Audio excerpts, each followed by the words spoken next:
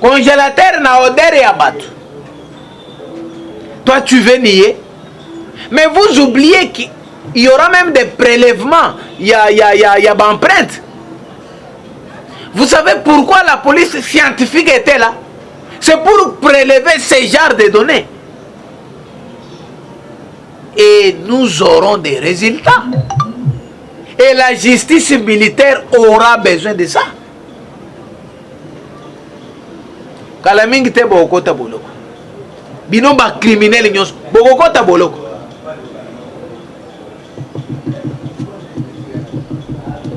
Quelle méchanceté. Quelle méchanceté ya kokata mutuzolo. Kokata na litoi. Quelle torture. Oyo bato banda ko subir. Vous savez, il y a combien de personnes oyo tango to banda ko sala marche. Na IDPS bato babunga. Ndé une opération salima. Nombre na katanda ko combien de personnes, combien d'acteurs politiques, combien de bateaux ba levo ba kenda ko opération salima ngana zona. Mais tango tali mutu lokola John Numbi, il y a des preuves donc tangibles. Donc vraiment c'est au-delà. Tozo yebate ata mutema mabe yango. Mutema mabe ya modèle ya boye mutoko zongo wapi. Osala batu oyo baza bandeko na yo ba Congolais. Osala bango biloko modèle ya boye. C'est grave. Donc to banda ko vanda na biso tozo vanda na mutu. Bino bozo mona ke non oyo aza mutu oyo aza censé ko protéger population. Or un présumé criminel tout fait. C'est grave.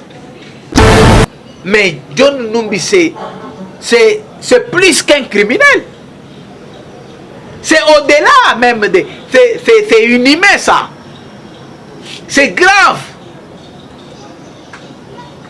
Ce qui n'est pas John Numbi. Et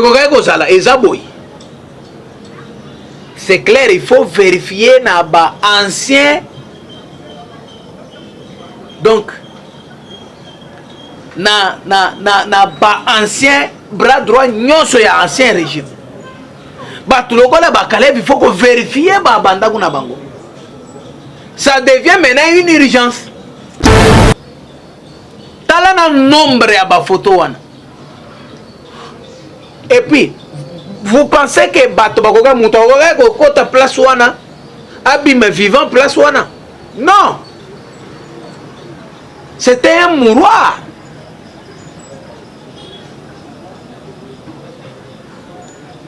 Mais bosuki o kala mingi te justice ko sala musala na yako boko kangama bino ba criminel nyonso boko kangama. Tous les bandits, tous les criminels seront arrêtés. La justice va faire son travail librement. Bonjour, bonjour, bonsoir, bonsoir, ma bandit sur la voie céleste. Mbote na bido mbote bozali belé partout dans le monde besoin Rolanda biso pour la internaute.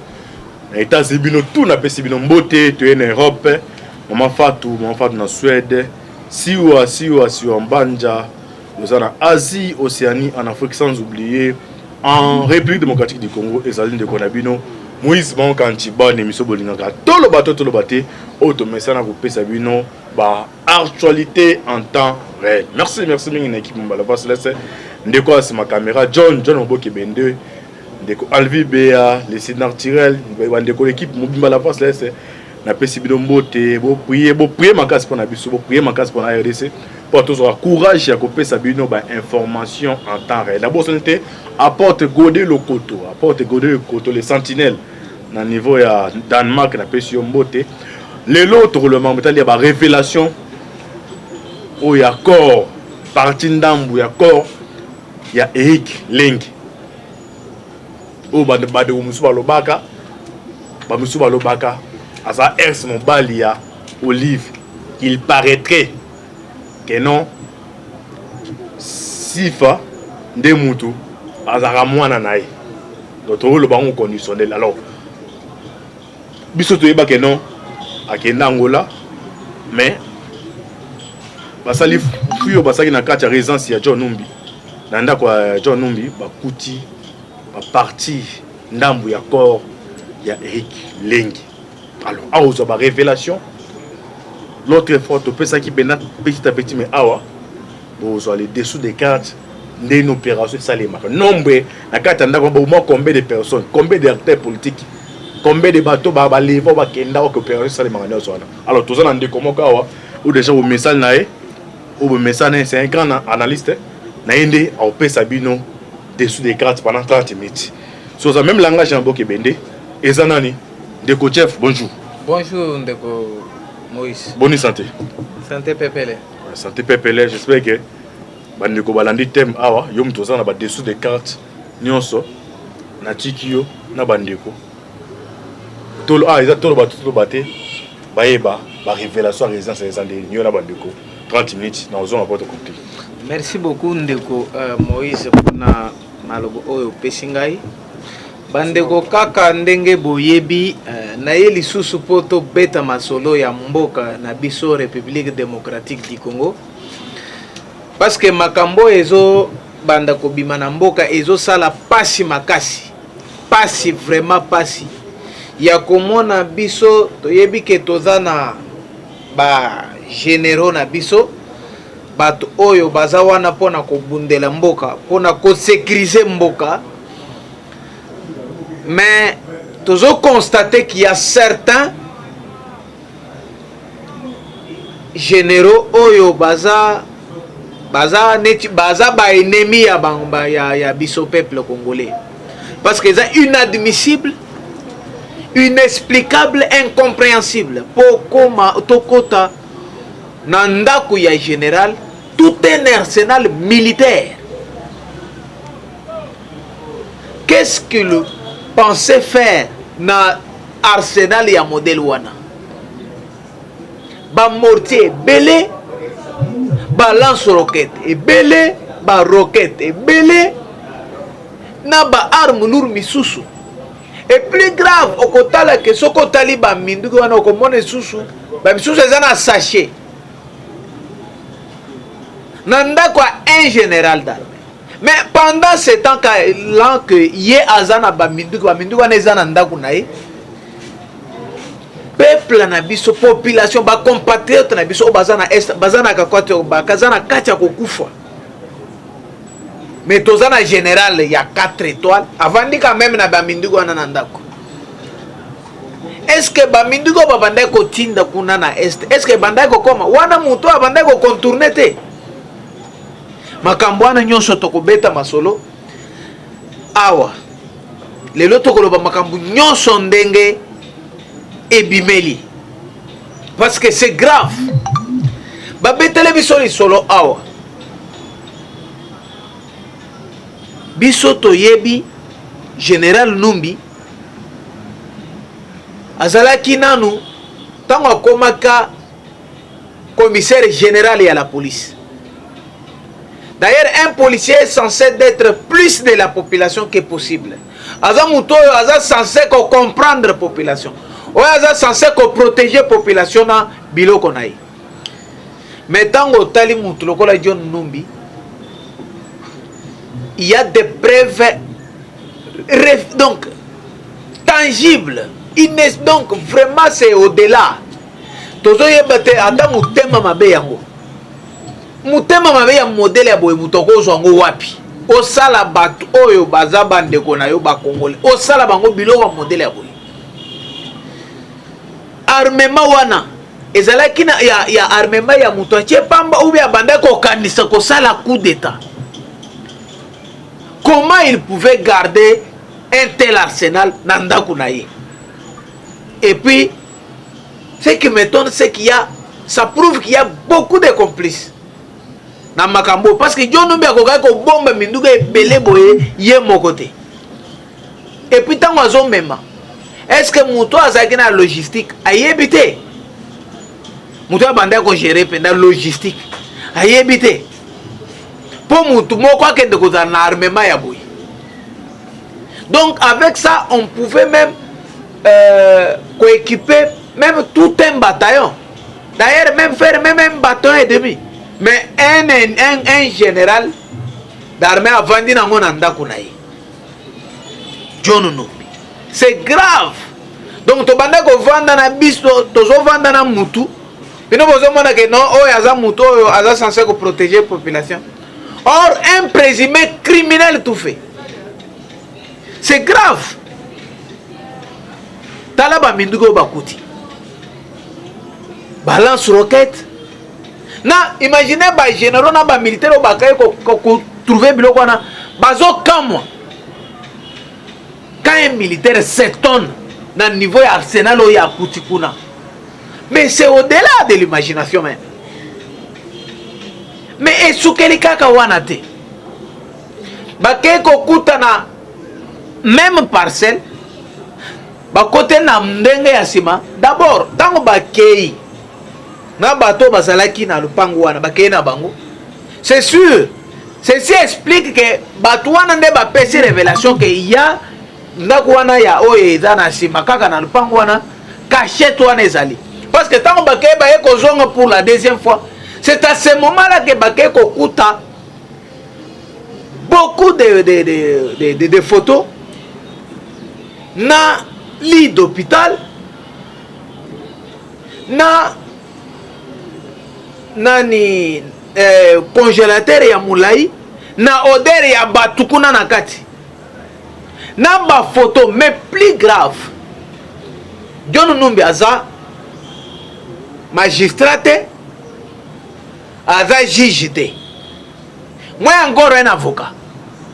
Mais ndenge nini ba procès verbaux ya dossier ya assassinat ya ancien président Laurent Désiré Kabila et s'est retrouvé Kuna. Donc c'est lui la personne qui est censée nous dire la vérité, nous éclaircir sur l'assassinat de l'ancien chef de l'État Laurent Désiré Kabila. Parce que le procès on a été panaye et kokoma kuna ndengeni. Ça ce sont des dossiers qui sont censés être protégés. Donc dans des lieux sûrs. Mais Sogi Azanango, donc c'est lui la personne qui... Donc en tout cas, pour l'instant, c'est donc le présumé assassin numéro 1. Où il faut y biso, où il y a Tikali. Où il faut y biso, n'engeni président, baboma président. Ba procès on est pas naie n'engeni. Ba photo nyonso bakuti. Ya bat onyos oya boma na ba pro ba photo ya Shebeya. Or basala sabotage ya kolakse biso ko yo tele biso cadavre ya na nebembe ya Shebeya na mutuka na ba préservatif comme pour expliquer que non azalaki na vie moko ya prostitution ya ngwana nde akufi. Ce qui est faux. Muto a invité qui est général John Numbi. Mais t'as là ba photo wana ezalaki kuna. Or, si réellement John Numbi était le commanditaire principal dans Makamboy, si réellement ces photos sont vraies, ce qui John Numbi azalaki commanditaire principal, alingaka bomba ba photo wana te. Alingaka supprimer, alingaka tumba. Abungisa ba preuve wana. Mais ce qui en général aussi criminel nandenge John Numbi apparaître lelo azalaki abandon à chaque crime azokanga ba photo. Donc ces photos là ezalaki pona ko sala rapport. Donc ba PC mission soki asilisi musala akende ko sala rapport. Nde musala ya ba photo wana. Ba photo wana ezalaki ya ko sala rapport. Ba audition ya bande ko sala na ba micro wana. Mutozoloba tango tozoloba parce que na salle wana baza bako zala mibale 3 bako ko yakora facilement. Mais pourquoi il y a un micro? C'est-à-dire il y avait l'enregistrement quelque part. Mais enregistrement wana ba photo wana oya bandaki ko capturer o babanda ko capturer ba criminel na ye nani pardon ba victime na ye ezalaki mpona kosala rapport. Alors un général d'armée et comme lui était commissaire général et à la police ndenga aza wana azosala rapport directement na chef de l'État. Or à ce temps-là le chef de l'État c'était nani Joseph Kabila. Donc nazo eloko yo eza donc ce général a trouvé que aza lâché na ba commanditaire oyo babandai kotinda ye asala na biloko boy. Si cela paraît être vrai, donc bato wana babandai kotinda ye yango wana moni ke balâché nde ye kotika biloko wana parce qu'il pouvait aussi brûler, mais il n'a pas voulu mourir seul. Ba preuve ya boy oyo okowanga na ndenge nini soki ezali ye moko moto azalaki commanditaire principal, il pouvait brûler, il pouvait effacer toutes ses preuves. Mais ba photo ezalaki ya kosala nango, donc c'est sûr que ba photo yo il faut ezalaki ya kosala nango nini rapport. Bongo rapport na ye abanda kosala na naye pour moto akokoki kozala chef ya kopesa ba commandement ya modèle ya boye. Il n'y a que le chef de l'État. Or, à l'époque, le chef de l'État, c'était Kabila. Bande, vous comprendre le degré ya bato tout ça là qui n'a pas. Le col à bateau va sécuriser le peuple. C'est très grave. C'est très grave. N'a pas dossier à Bundu ya Congo. Oye créé kutu oye sala ke shibe yaza la invité ba kuti ba dossier wana kuna ba PV ya ba dossier wana ye abande ko sala nango nini abande ko sala nango nini parce que lui n'est pas juge, il n'est pas magistrat non plus, même pas un avocat. John Numbi abande ko sala nango nini. Donc bino bande ko tala bozo mona ke mutozo tambola, mais zokande vous marchez avec un démon. D'ailleurs on comprend pourquoi à Tobolaka ba pine ya voiture na plaque présidentielle, mais John Nombe aya na cortège na ye ba kitaba Tobola ba pine, et au lieu de passer à l'obake kalamingi te bokokima, c'est-à-dire abandon qu'on préparer coup d'état. C'est clair parce qu'avec un arsenal tel qu'on l'a vu, tel que notre armée a communiqué, mais John Numbi c'est plus qu'un criminel.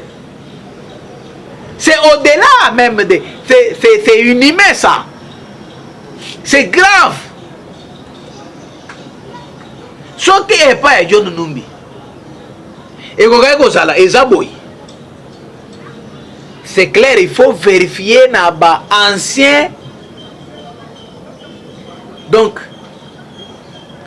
na ba ancien bras droit nyonso ya ancien régime.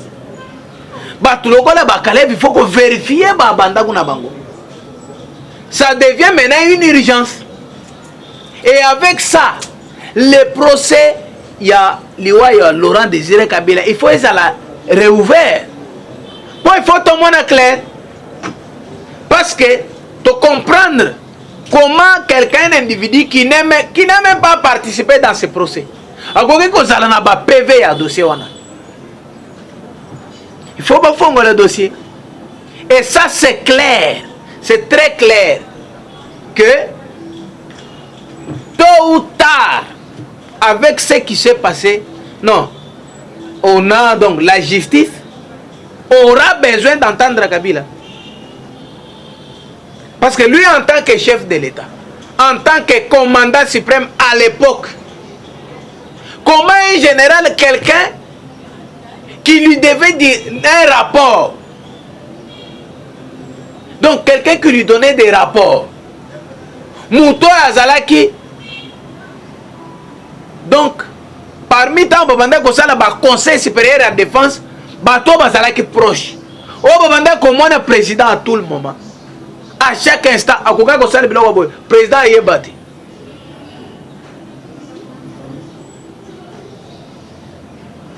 Ou bien sûr, pour l'instant, il n'y a pas de preuves impliquant Kabila. Mais avec ça, Dieu nous a donné rapport à qui? Et ça, c'est la justice qui doit nous le dire. Mais selon la hiérarchie, ce genre des ordres ne pouvaient venir que du président ou du commandant suprême de l'époque. Ou soit il avait des gens qui lui donnaient des ordres, des gens qui n'étaient pas au Congo, à l'extérieur. Alors à ce moment-là, c'est la justice qui doit nous éclairer. Il faut toyeba nani aboma musée. Nani azalaki commanditaire ya liwaya musée. Nani aboma Shebeya. Nani azalaki commanditaire ya liwaya Shebeya. Ba vrai commanditaire. Procès Bundu dia Congo, il faut fungwama. C'est clair. Très clair même. Et plus grave, il y a même des photos, certaines photos qui, les gens pensent, selon même les informations données par l'armée. Donc il y a certaines photos, des gens, on dirait, Major Eric Leng. Moutou Azalaki parmi les gardes de Kabila. Mais on nous a dit ici que le monsieur Akimaki na Angola. C'est ce qu'on nous a toujours présenté. Mais d'où viennent ces photos? Toujours mon photo ya Moutou. Oyaza presque le monsieur. Oyaza donc lui. Et si réellement le monsieur sur la photo est Eric Leng, là,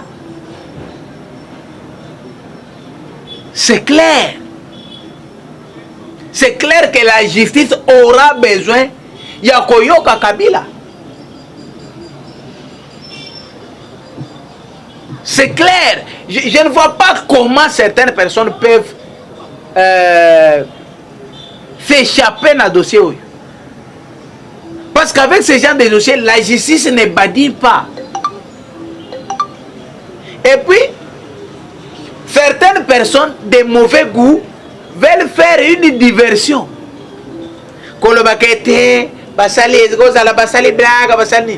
Papa, congélateur na odeur ya bato.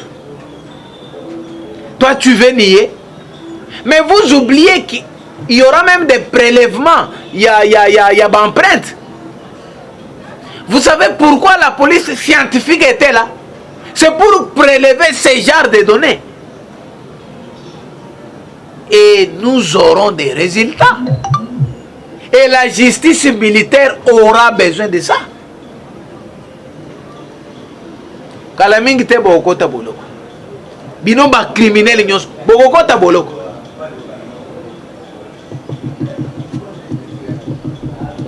Quelle méchanceté. Quelle méchanceté ya kokata mutuzolo. Kokata na litoi. Quelle torture. Oyo bato banda ko sibir. Vous savez, il y a combien de personnes oyo tango to banda ko sala marche. Na IDPS bato babunga.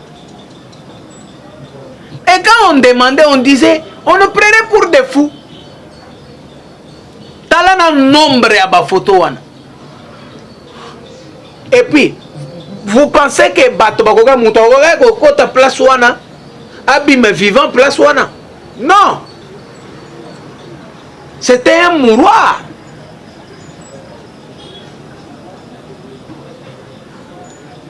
Mais Bosuki, au Kalamingite, justice ekosala mosala na yango bokokangama bino bacriminel nyonso bokokangama tous les bandits tous les criminels seront arrêtés. La justice va faire son travail librement. Pour ma diversion, mascarade, qui peut oser faire mascarade dans le dossier à modèle? Mais vous pensez que Ogoyaga na biloko na bongo balobi non, au salibia et s'il peut on te laisse partir? Non. Mais tu dois justifier, tu dois prouver réellement au Koutikuna oui. Et ça dit qu'on a oui. Mais il y a aussi des données à prélever. Donc il ne faut pas oser. Si vous avez la diversion, vous avez une union sacrée. Soko tuni mutu vision akoloba taboto tuni union sacrée ni nakoloba vision chef de l'état otuni vision chef de l'état akoloba union sacrée et yebanakate. Or toyebi c'est la folie. Soit vous êtes moins qu'un ignorant, soit vous faites la diversion mais devant les gens qui vous comprennent. Parce que dans les discours de 6 minutes que le chef de l'état Félix Antoine Tshisekedi Tshilombo a salaka alobaka que lobi to banda ko kutana na bato oto banda ko to travailler na ngona lelo lokola ba chaîne de faïence to banda ko tala na bongo mais to sali coalition mais to moni que to zana ba point de divergence ebele ils ont persisté parmi ces points là atangaki diplomatie territoriale, l'indépendance de la justice qui doit faire le bouclier, le cœur même de l'état de droit, les social des Congolais. La réforme électorale. C'est ce qui a causé, c'était ça qui a causé nani rupture ya coalition FCC cash. C'est pourquoi le président, comme il avait sa vision, n'a pas point wana yangwana nde akosalaki union sacrée. Pour pas point wana za la décanter. Donc le programme est fait sur base de cette vision. Mais mutokoto na vision ezani. Donc botika ko sala diversion don John Numbi na biloko e monani oyo et puis atata matiki ba dossier wana tika kite. Ezalaki ba dossier ba préparer ki oya bande ko sala nango rapport mais mutu nini oyo John Numbi bande ko sala rapport mutu wana de justice ko yebi sebiso mais seulement to yebi que na hiérarchie John Numbi donner rapport à Kabila parce qu'azalaki commissaire général à la police ministre intérieur oui ça c'est sur le plan administratif. Mais sur le plan de commandement, azo pesa mbalama na Kabila. Kabila yebi to ayebite. C'est ce que la justice doit nous dire. Donc, bandeko, bon moi n'a pas cité John Numbi Akokanga. Et pour l'instant, je pense qu'il aurait déjà bien compris. Mouto est dangereux pour na John Numbi na minute. Par exemple, si c'est Kabila, muto banda ko tinda na ba massacre, na ba assassinat oyo. Abanda ko pesa ba commandement ya boy. Yende ni ennemi numéro 1. C'est la personne qui peut éliminer John Numbi. Mais la justice ou le chef de l'état actuel Félix Antoine Tshisekedi Tshilombo bango kutu so ba moni John Numbi nde ba ko protéger pour ba yo ka vérité. La justice a besoin d'écouter. Mais mutu oyo babanda ko tinde John Numbi na biloko nde bato aza mabe nde bato ko sala le John Numbi mabe so bakute na. Donc en tant que compatriote, en tant que Congolais na koyebise kaka abima kaka abima justice ezwaye ayebise biso nani atindaki ye. Parce que c'est clair tango akangi ba photo eza ya kosala nango rapport. Parce que si c'était lui-même, il allait effacer les preuves. Ayebi se biso nani abandaki kotinda ye. Bandeko pona oyo boko s'échapper te. Donc boza déjà boti boko ne boza wana bokangami déjà. Mais comme toko sila na kaka toko sila kaka pona problème ote photo yebisa pe ba congolais makambo ya bien ya mboka boyeba ke biloko oyo yaki pona shit katende mokonzi ya mboka pesi go basi bamemi déjà 12 wagons eza déjà tant tozoloba oyo eza déjà ezokende déjà po ekoma na Kasai occidental. Donc ezokende na Kasai central Kanang pona kosala shit katende. Donc bakosala 12 aller-retour oyo à chaque tour bakomema au moins 12 wagons. Ok, merci Ndeko. Donc ndenge zawana boyeba ke kala mingi te courant na Kananga mobimba courant na Kasai oriental kunda ndeza wana na centre ya Congo courant fachi béton. Ok, merci Ndeko Jeff ndengo limboli batu ba décryptage ya makambo etali ya résidence ya John Numbi ezamba la suka mbali bosote na ebité monde de la fin na yo comme ça to kabwana. Bon moi ya suka ndeko Moses mais batu ba mindu kana ba ja pour pouvoir to son l'autre fois na moi ya suka tellement que ba information zelaki belé nazo yebisaka batu bazala bien batika komitungisa pona makambo ya seni ekozala déjà mise en place. Assemblée nationale azalaka wana te pona koloba o te o candidat tolingi te to boy te ezalaka kaka pona ko vérifier ki candidat wana commission paritaire et vérifier bamoni ke muto yo par rapport aux critères il répond c'est fini bazo ya bapesi rapport Assemblée nationale est intérinée ezana droit te ya koloba to boy kadima o to boy non donc boyeba ke déjà kadima président ya seni. Ok, merci donc comme na suka émission na biso bolinga tolo baté oyo Ndeko Jeff nde asala ki décryptage ya makametali ya résidence ya John Numbi bade musu bozaki na ba malatande belé mais Ndeko Jeff limboli bino bo s'abonner massivement. Merci donc Ndeko Jeff oyo espace ce qui information ça loyer pour expliquer bandeko na éviter numéro de téléphone bade musu baza besoin poser ba question a boulenga Ndeko Jeff mais pas Ndeko Jeff yemoko il y a rapidité numéro de téléphone WhatsApp. OK, plus 243 85 057 10 24 numéro WhatsApp yangwana Ndeko Moses. Soko bengi na numéro wana okozwa Ndeko Jeff facilement. OK, merci. Donc na ndela ya WhatsApp. OK, merci Ndapambola bino. C'est toujours votre humble serviteur Moïse Monkantibal. Oh, tout ça qui décryptage bisabino. Affaire à suivre. Ciao. Qui doit faire le bouclier, le cœur même de l'état de droit, les social des Congolais. Na réforme électorale. C'est ce qui a causé,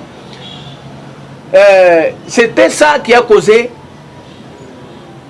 nani rupture ya coalition FCC Cash. C'est pourquoi le président, comme il avait sa vision, na bapwe wana yangwana nde akosalaki union sacrée pour bapwe wana ezala décanté.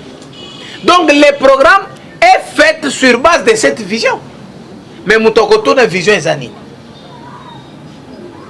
Donc botika kosala diversion don John Numbi na biloko e monani oyo et puis atata mwatiki ba dossier wana tika kite ezalaki ba dossier ba préparaki oya bande ko sala nango rapport mais mutu nini oyo John Numbi bande ko sala rapport mutu wana de justice ko yebi sebiso mais seulement to yebi ke na hiérarchie John Numbi donner rapport à Kabila